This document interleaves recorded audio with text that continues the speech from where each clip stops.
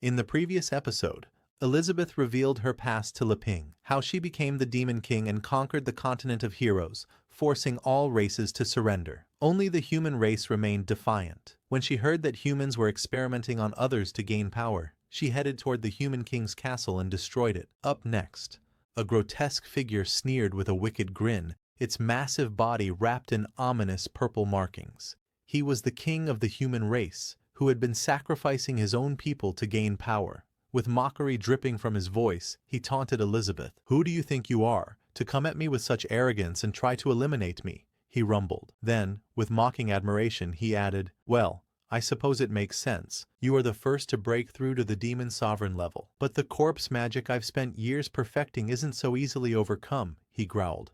"If I were to summon every minion I scattered across the land, you wouldn't stand a chance."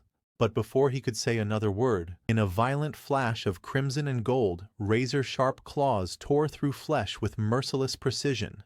His head twisted grotesquely as it was shredded apart, blood and sinew spraying across the battlefield. With a deafening burst, the creature's body erupted like a grotesque firework. Blood, flesh, and organs scattered in all directions, ripped apart by a devastating force too fast to see. Elizabeth watched from the side, stunned. The one who killed that monster was Wes Malfoy. With a twisted smile tugging at his lips, Wes adjusted his glasses, revealing a grotesque, pulsating creature fused to his arm. He turned to Elizabeth and asked, "Are you the one they call the witch?" Then, kneeling before the crimson-winged demon queen, Wes Malfoy lowered his head in solemn submission.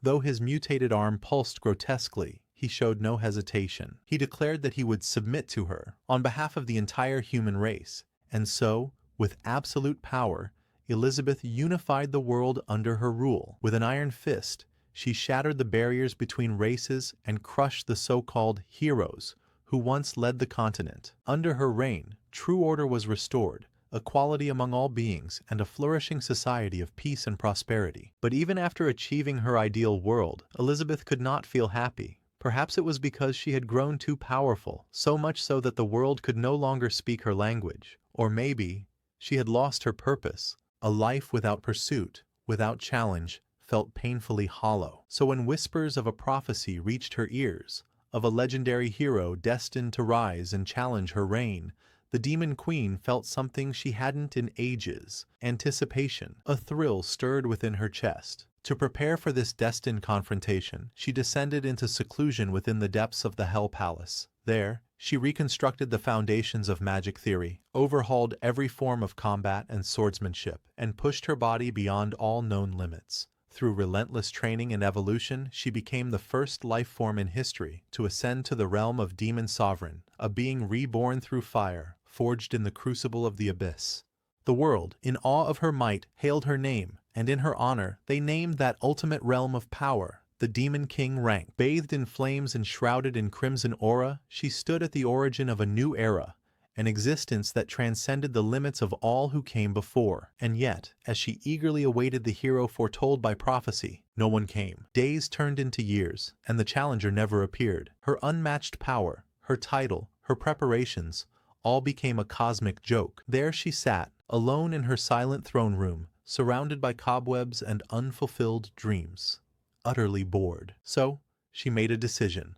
With blazing fury and hair like a crimson storm, Elizabeth grasped the hero's blade, power surging through her as she shattered the silence of her throne room. Despite the sword being embedded in stone, said to only be retrievable by a true hero, she pulled it free with her own might. Now holding the hero's sword, she thought, "If no hero will come to challenge me, then I'll tear through the heavens myself to find one." Bathed in crimson light, she stood at the heart of a grand summoning circle. Ancient runes pulsed beneath her feet and above her crown. With one hand raised to the heavens and her wings outstretched, she began the forbidden rite. In a flash of light, the summoning was complete. She appeared above a quiet village, hovering above the tiled roof like a harbinger of fate. Below her stood a stunned Leping and Wongchai, eyes wide in disbelief. This was the hero she had been waiting for, and that's how she met Leping. Looking at him, she said, "Do you have any idea how many years I waited for you in vain?" Leping scratched his head awkwardly, a sheepish grin on his face. He apologized, saying, "Well, it all worked out for the best. Instead of crossing swords, We ended up becoming friends." Elizabeth crossed her arms and looked away, cheeks tinged with reluctant warmth. "You have a point." Her voice softened, her pride wavering. It had all been his plan. He never wanted to fight her. He'd hoped that time would wear down her bloodlust, but truthfully, she had always wanted to meet him sooner. Her fierce heart, once hardened by centuries of solitude and power, now fluttered with something gentle. As warm sunlight bathed the scene, Leping gently placed his hand on her shoulder. He leaned in, resting his forehead against hers. His voice was tender as he whispered, "I had such a hard childhood. If only we had met sooner, I would have baked you the sweetest pastries, sewn the cutest stuffed toys, and made sure you fell asleep smiling every night, so you could have had a truly happy childhood." In that moment, he wasn't speaking to the Demon Queen. He was speaking to the girl she once was. Their foreheads nearly touched. The air between them glowed with golden softness. She smiled, her eyes shimmering. "Isn't it just as nice, meeting like this now?" she asked. Leping's gaze softened. Her name escaped his lips like a quiet vow. He held her shoulders firmly, looked her in the eyes and said, "From now on, you don't need to be strong on your own, because I'll always be right here beside you, facing everything together." Elizabeth's crimson eyes widened, heart caught between disbelief and hope. Then, softly, he added, "Every day from now on, I'll make it the best time of your life. I'll be the one to protect your smile, until the very end of time." She stood frozen, lips parted, heart pounding. They were both breathless, flushed, caught in a moment neither of them saw coming. The world faded away, only they remained, bathed in golden light, surrounded by blooming white roses. Their lips drew closer, until a loud bark shattered the moment like lightning. Startled, they both froze. She blinked, cheeks still red. He awkwardly turned his head, avoiding her gaze. Between them stood Wongchai, staring up at them with zero shame. He had returned with the frisbee, expecting to be praised. In order to catch it, he had innovated 3 coding methods and optimized over 70 million lines of code. He had finally passed his master's assessment, and now eagerly awaited his praise. But just as he got excited, his system gave him a warning. Wongchai froze. His jaw dropped. He realized he had come at the wrong time. Elizabeth was in a really bad mood. She approached Wongchai and with a swift kick, launched him flying across the land. Leping stared at Wongchai, stunned.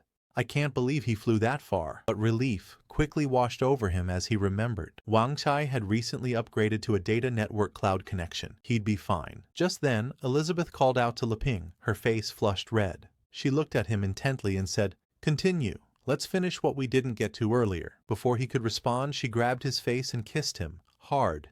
Meanwhile, across the field, Wongchai, having been violently kicked by Elizabeth, lay sprawled on the ground. He groaned, "Even after upgrading, I still can't delete my fear of that vicious woman." But unbeknownst to him, someone was watching from the shadows. A mysterious figure cloaked in a hood stood beside a man wielding the holy sword Alpha. The hooded figure turned to Alpha and asked, "Is this the most powerful general under Leping and Elizabeth?" Alpha nodded. "His name is Wongchai." Just then, a red system window appeared in front of the hooded figure, flashing a warning. "Do not underestimate the enemy. Ensure completion of the ultimate mission. Target, Leping and Elizabeth. Reward, full system operation permissions." This figure was a player summoned by the system from the modern world. He nodded solemnly and commanded, "Alpha, return and continue monitoring them. If anything happens, notify me via telepathy." Under the system's control, Holy Sword Alpha agreed and silently disappeared into the distance. Wongchai, still dazed, sensed something strange. Alpha was here just now, and he met someone strange. But this wasn't the time to worry about that. Right now, fixing himself was more urgent. He clenched his mechanical fist and muttered, "I must overcome my fear of that vicious woman." Elsewhere, deep within the sea of darkness, powerful figures began to gather as the long-sealed portal to the brave continent finally opened. From the shadows emerged Azathoth's consciousness clone, known as the Whisperer. He observed the event with eerie calm, then spoke. "The filth of 5,000 dark years isn't enough to sustain all of us at once." Then came another, the thousand-eyed demon. "It doesn't matter," he rasped. "I've calculated using disordered measurements. As long as one body arrives first, and the rest are granted abilities one by one, the fusion advent can be completed." Yet another being, the devouring worms, interrupted. "This process will take too long. If the strong from that world discover us, won't it be interrupted?" But the desecration demon grinned wickedly. "As long as we descend into even one body, none of them will be our match. We'll slaughter them all. and drink in their despair. The spider-like cranial web weaver rebuked him. Have you forgotten the legendary hero we once faced? And Wes Malfoy, he's lurking, waiting to claim the aftermath. The final voice, the Watcher, spoke with calm certainty. In all futures I've observed, there is no possibility of failure. The power of pure chaos is a dimensionality-reducing force. Nothing from their side can resist it. Desecration. Demon licked his lips, grinning with hunger. I already feel hungry. Just thinking about it makes my mind dance. That land will soon be twisted into our playground. Cranial web weaver chuckled in eerie delight. After this dimension falls, I'll harvest its corpses and link to others. The Watcher added coldly, Wes Malfoy believes he can scheme against us, but he doesn't understand what we are. The Whisperer gave a low laugh. Elizabeth will regret what she did to me. Back at Leping's house, he was busy preparing for the hot spring trip. He packed the essentials: comb, nail clippers, bath ball, handmade soap. He even reminded Elizabeth to bring body lotion. Your skin will get dry after soaking. Elizabeth had almost everything ready. Meanwhile, Leping headed to his room to pack. His preparation was simple: a few sets of clothes and swimming trunks. He also scribbled down reminders to himself, not to forget fresh ingredients from the garden and a few other small things. Then suddenly, he remembered something very important. He opened a drawer and there it was, the legendary artifact, a condom. He stared at it, beads of sweat forming on his forehead. His expression was a mix of panic, dread, and reluctant acceptance. Just then, Elizabeth called from the other room. Leping, come help me choose something. Startled, Leping shoved the condom into his bag and hurried out. What do you need help with? He asked. Elizabeth stood in front of him, wearing a swimsuit, and spun slightly. Which one do you think suits me better? She asked with a teasing smile. Leping's face flushed red. He stammered. How did you know? I mean, shouldn't be noticeable. He remembered how 2 days ago, while making swimsuits for Elizabeth, he'd let his imagination run wild and ended up making several unusual designs. Elizabeth misread his reaction and frowned. Is this one not good enough for me? She asked. With a snap of her fingers, she changed into another swimsuit. What about this one? She asked again. Leping's face turned crimson. He couldn't speak.